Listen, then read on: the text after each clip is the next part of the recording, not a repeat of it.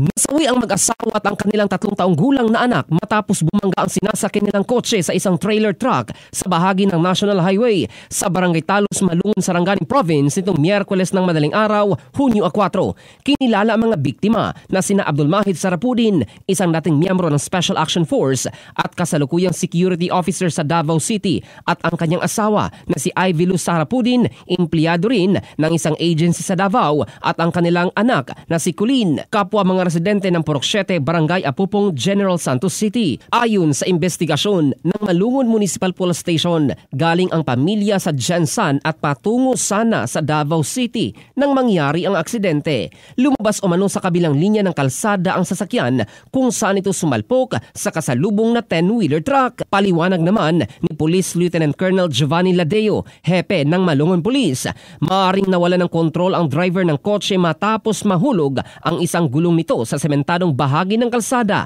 na may bagong aspalto sa gitna. Nang subukang ituwid ang manibela, lumipat ito sa lane ng truck na siyang naging sanhin ng salpukan. Sa pahayag ng mga nakasaksi, sinubukang iwasan ng truck ang kotse, ngunit hindi ito nakaligtas at bumangga sa harapang bumper ng truck. Dahil sa lakas ng impact, naipit ang mga biktima sa loob ng sasakyan. Agad silang isinugod sa pinakamalapit na ospital, ngunit idiniklara ring dead on arrival. Nasa kustodiya na ng pulisya ang driver ng truck at ang 2 sangkot ng sasakyan habang nagpapatuloy ang investigasyon. Nananawagan naman ang Municipal Disaster Risk Reduction and Management Office ng Malungon sa mga motorista na mag-ingat at magbagal sa pagmamaneho, lalo na sa mga madalas na aksidenteng kalsada, upang maiwasan ang ganitong klase ng trahedya.